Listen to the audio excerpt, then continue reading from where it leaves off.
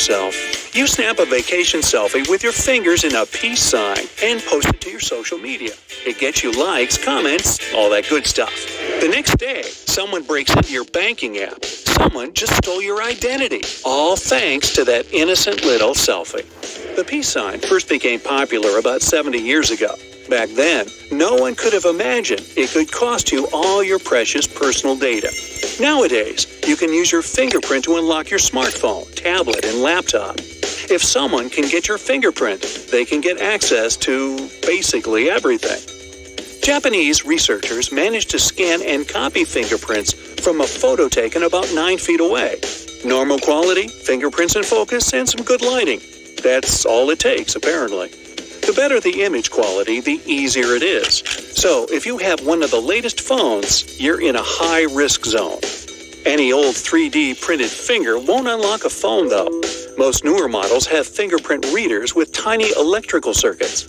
When they come into contact with the ridges on your real fingers, they recreate your fingerprint pattern. Human skin is conductive, and 3D printer ink isn't. But scientists found a way around it. They used an inkjet 2D printer, conductive ink with tiny metallic particles in it, and regular paper. And it worked. Your fingerprint data is really valuable because it's more vulnerable than any password you might have. If something weird happens, like you get a suspicious email or text, you can just change any password you want in a few minutes. But you can't exactly download a new fingerprint. How would that even work? When someone gets access to your fingerprint, there's big money involved. Unfortunately, it's your money. Cyber bad guys can get rich off that kind of data. You probably use your thumb to log into apps, including your banking ones. That's your money and personal info, up for grabs to the highest bidder. If someone gets access to your health records, they can order expensive equipment in your name and resell it later.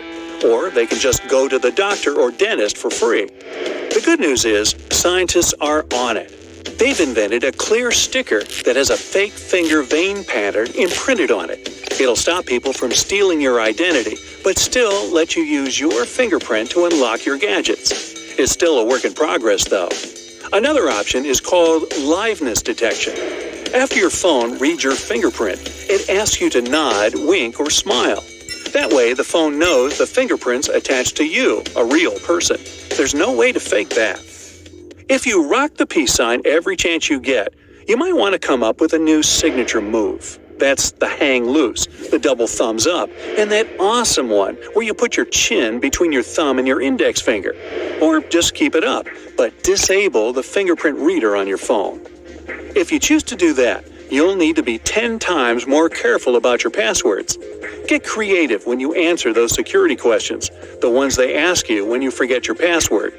If someone's after your data, they can easily find out the name of your elementary school, your mother's maiden name, your favorite food or pet. Don't make it so easy. You can write your answers in backwards or just give funny wrong answers that you'll easily remember. Just in general, share as little information about yourself as you can online. In case you have your pet's name as a password, 1, change it. 2, if you have to keep it, don't share pics of your pet's collar and name tag. The best passwords are, and always will be, random mixtures of letters and numbers. You can also use a password manager to create a stronger password. If your bank or insurance company asks you to provide some additional personal information by email, double check with them. Call them, ask them if they really need it. Read the email carefully. Fake ones often have spelling or grammar mistakes, even if the email address seems pretty legit. When you're putting in your payment data to buy something online, make sure there's a padlock symbol before the web page address. That means it's protected from any bad guys out there. Don't share your full date of birth on social media, and watch out for those online quizzes that make their way around the internet. They don't really need to know where you went to school. Don't post photos that have your boarding pass, password, driver's license, credit card, or anything else with personal information on it. Even if it's just casually lying there in the background, bad guys can zoom in on it. If you don't want the rest of the world to know your exact address, turn off the location function in your camera settings on your phone. If you really want to keep the location info to organize your photos better, You can manually remove the geotag from photos you want to post online. On an iPhone, select one or several photos to post and tap the Share button. Then choose Options at the top of the screen. Toggle off the All Photos data in the next screen that opens. On a Mac, open Photos, then General Preferences. Uncheck the Include Location information for published items. On an Android, open Gallery. Tap the picture you want to take the geotag off and swipe up on it. Choose Edit, then tap the red minus thing next to the location. Then save the changes. Be careful when you're shopping online during your morning commute to work, especially if you're driving. Actually, just don't do that. But if you're on a bus or a train, try to position your screen in such a way that no one but you can see it. You don't want a sneaky neighbor to peep over your shoulder and copy your password, credit card details, or shipping address. You can get a special privacy screen protector just to be on the safe side. Don't make any bank transactions while you're using public Wi-Fi. When the network is unsecured, or if the website is unencrypted, you risk all that data going to someone else on the same network. They can even log in with your account. Disable push notifications on your phone, or at least limit what you can see on the lock screen. The name of the app that sent it is enough. Otherwise, when you leave your phone for a moment in a public place or at work, someone can get access to your data. They won't even have to unlock your phone to read the message or notification. Never submit your confidential information over the phone. You could have malware on it that's recording everything you say or sending your data off somewhere. If your phone's working slower than it used to, and you have apps on it you don't remember installing, it might have been tampered with. Malware can also make it onto your phone when you install an app that's not from the official App Store.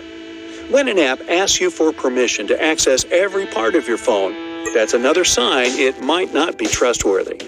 One form of phishing, or voice phishing, is when someone pretends to be a representative over the phone and asks you to provide your data.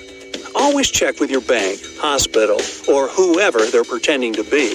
The real bank or hospital usually won't ask you for sensitive stuff over the phone. You might also get a robocall that asks you to contact some phone number to claim a prize. The recording might say you can press a certain button to stop receiving calls from this number. Ignore it. You'll just sign yourself up for more robocalls because they'll know you're a real person. Some bad guys that practice phishing are after your voice. It's as unique as your fingerprint, iris, or DNA. A simple yes or I'm listening can help them generate a sample of your voice. If they get that and some other data from you, they can access more personal data and even pretend to be you over the phone. There are programs nicknamed Photoshop for Voice that can change